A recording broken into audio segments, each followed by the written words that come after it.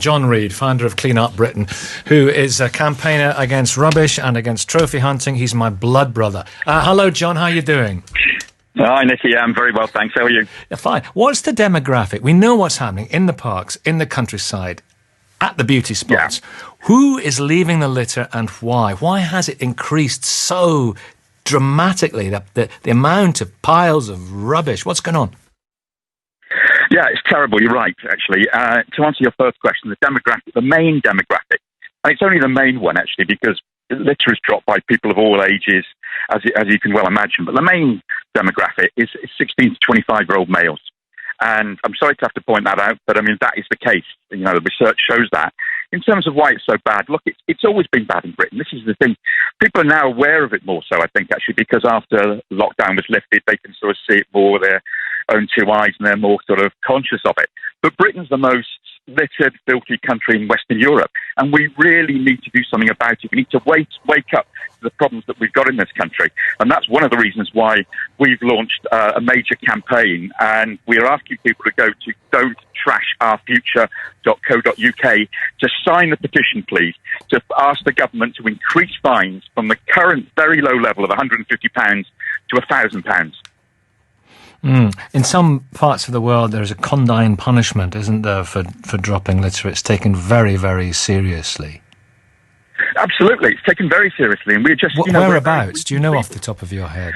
I do, absolutely. Well, look, some people may say £1,000 is too much, actually, but do people realise we already have £1,000 in this country? If you take your dog out, allow it to litter inverted commas in the park, and don't clean it up, that's £1,000 already. So it already exists. But to answer your question directly, if you go to California, it's $1,000 fine straight away for littering. Go to New South Wales in Australia, it's $2,200. And if you go to the east coast of America and to Massachusetts, it's a whopping $10,000 fine. They're serious about it there. And actually, that's in Singapore, don't they get really serious in Singapore about it in places like that, don't they? It's just not tolerated at all. It's just not tolerated, yeah. And really, we should have zero tolerance. We're just weak. And our ministers and civil servants at DEFRA are very weak over this issue. And it's very, very sad to say. And that's one of the reasons why we're asking people to sign a petition, because we really need to start getting serious in this country, because people are seeing it.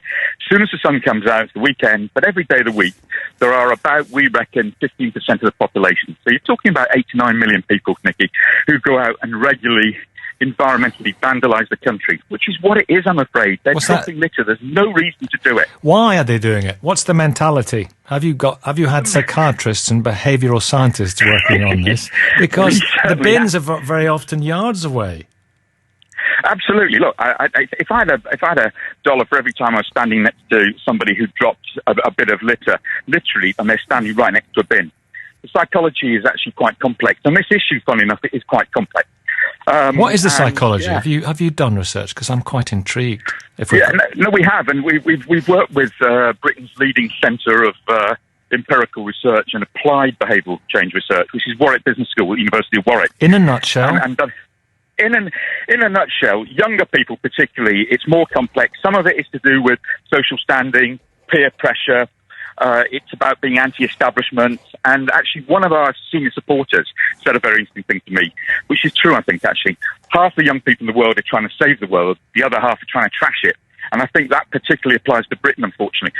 A lot of young people are incredibly responsible, trying to do the best. But there are many others, in particular, who are just like trashing it with impunity because they don't seem to have any pride or respect for property, other people, or the environment. Is that because people don't respect them?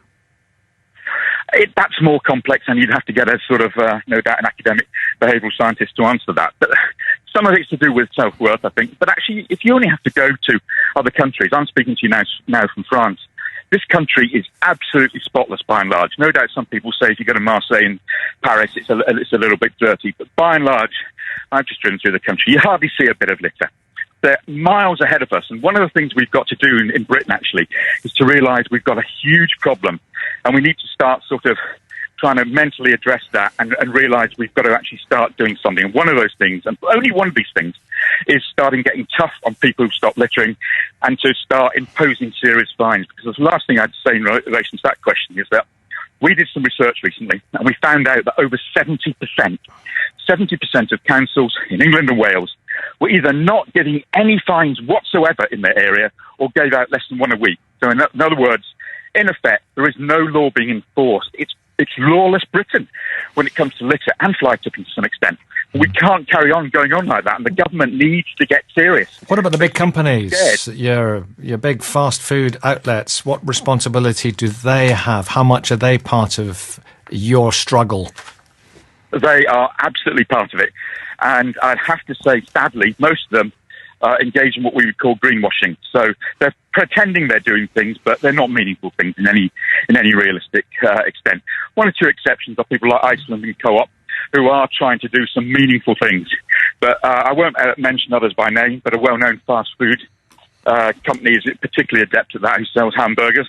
And unfortunately, you see their product all over the place, and they're not really interested in looking for meaningful, sustainable solutions. What they're interested in doing is just sort of pretending they're doing something about it, hence greenwashing. So, if you gathered a pile of this particular fast food outlets, it's a very famous fast food outlet, hamburger purveyor, presumably. If you went in the park and gathered a whole pile of their cardboard or whatever and took it back to one of their outlets and said, "Here you go," what would happen? Probably nothing. They'd say, "Oh dear, sorry about that. It's not our fault." But they'd take it, would they? Do they still own it, or have they ceded possession once they sell? Well, of course, in strict legal terms, they've sold it to somebody else, and part of what they'll say is that it's no longer ours. We've sold it to somebody. It's up to the individual to be responsible. And actually, let's be very clear about this. Let's not let people off the hook. It is up to the individuals to show some real level of responsibility, look after their environment, and not environmentally desecrate it. And that goes for cigarette butts too, doesn't it? Cigarette butts are the most prolific form of litter anywhere in the world, any country you go to. They're very small, obviously, but around 35 billion are littered in Britain every year. And as I'm sure you know, Nicky, they're toxic for a start. And what listeners may not know so much is that they're full of cellulose acetate, which is a form of plastic.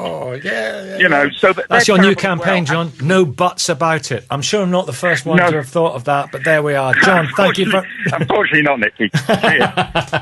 Thank you very much. There's John Reid, founder of Clean Up Britain.